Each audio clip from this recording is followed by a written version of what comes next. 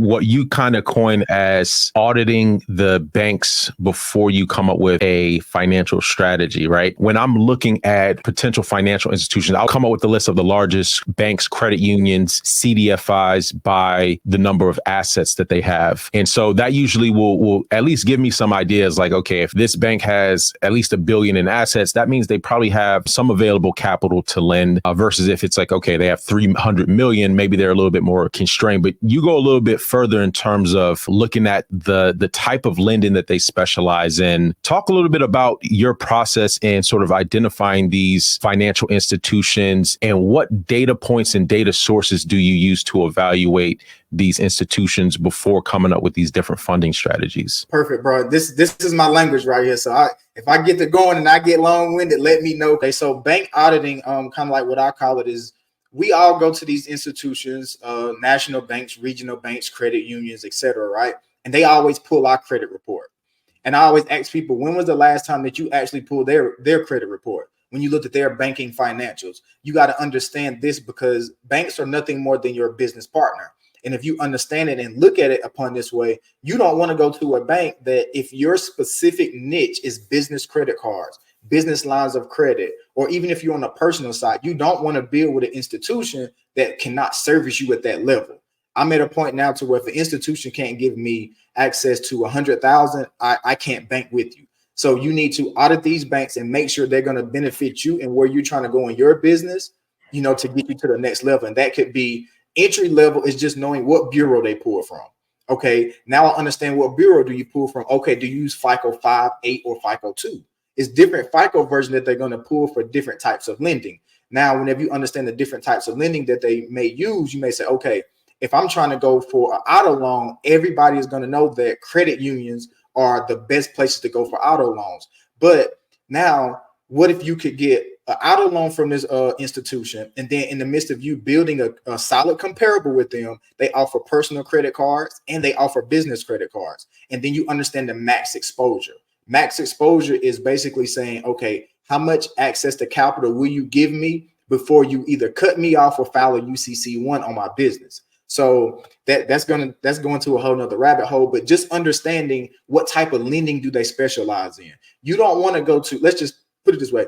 You don't want to go to Navy Federal if you're looking for business funding. Yes, they offer yes, they offer business credit cards, but the business credit card is not 0% APR. So this is not going to benefit you because you're going to be paying that prime rate, you know, anywhere from 18 to 22% interest. And that's not helping you to scale and grow your business because you have to pay it off in full within 30 days. Rule of thumb would be to say, okay, if I'm on the business credit side, let me hit up the Eline Financial banks. Eline Financial is the underwriter.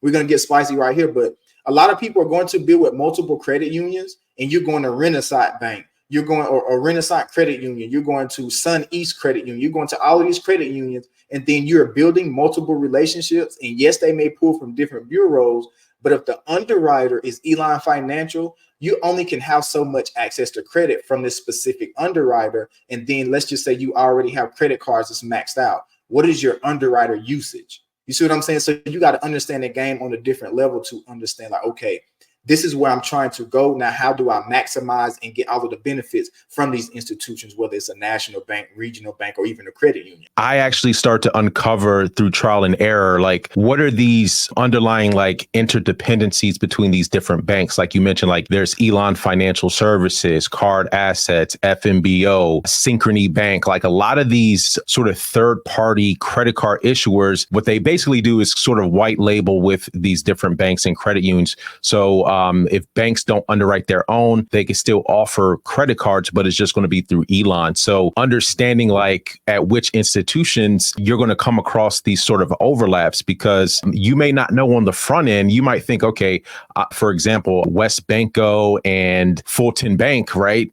they use the same back end third party servicer for the credit card, but then for like the loans and lines of credit, they might underwrite those themselves. So to your point, sort of, understanding these sort of interdependencies. Let's circle back. You did mention the UCC, and I wanted to just sort of get your opinion and what sort of your impression is when it comes to business funding. So for those who don't know what a UCC, basically it's a public notice to say, hey, look, we're taking a lien position on this business's assets. And usually that's triggered by a certain amount in terms of like a maximum exposure. How do you take into account UCCs when you're coming up with funding strategies for yourself or maybe even for clients?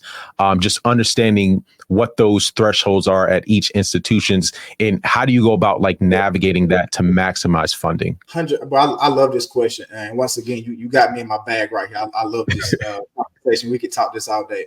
But for starters, let's just say you go to Chase, and then Chase typically has 150,000 of max exposure. Now, once you get to the 150,000 with Chase, they will file a UCC1 on your business. Some people may be like, oh no, I don't want a UCC1. I don't want to participate in that. I don't want any of those problems. But I say, what's your overall strategy?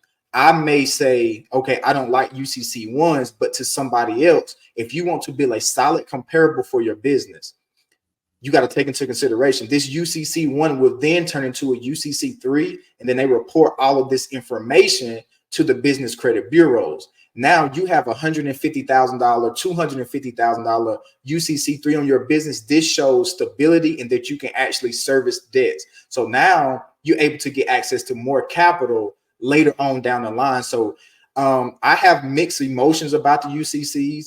I originally was like, man, no, if I'm gonna get 150,000 from you, that's gonna hinder me from getting it from someone else. But if you plan your funding sequences out, right, you're gonna have this $150,000, $250,000 limit paid off before you actually go on your next funding sequence. So that actually could help you. You know what I'm saying? I never really spoke about it. I had to come with some game for the credit plug fam, man. So it's all depending on where you're trying to go. If you're just jumping in business and you don't have many business credit cards, you don't have access to a lot of business credit, I wouldn't say go for those banks that's going to issue that UCC1.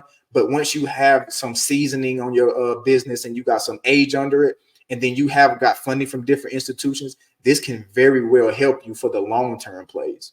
I was sort of that same impression. I don't want to get a UCC, but when you also think about it, it's a data point, right? And especially it's going to benefit you, let's say, once you pay off a loan. For example, I know like SBA loans typically over a certain threshold would do a UCC. And here's the other thing too, right? At the end of the day, it's all going to depend on the business's ability to service the debt. So you can have an existing UCC. That doesn't necessarily mean that it's going to prevent you from getting subsequent funding. It's all going to depend on your ability to cover the debt service. So for example, if just throwing out an example, let's say your business is doing $1 million in revenue and you have a UCC on a 100K business line of credit. That doesn't mean your business can't service additional debt. But to your point, if you're first starting out and you don't, let's say your business is not generating that revenue to be able to show and demonstrate to lenders like, hey, I can handle this debt and I could also handle additional debt, then at that point, it might be a hindrance. But if you're a little bit more seasoned, then, it may not matter as much. And to your point, the UCC is a data point, right? So if on your business credit report, let's say you have multiple UCCs, that means, you got a business loan, you paid it off and it's in good standing. That's only going to help further season your business a little bit more.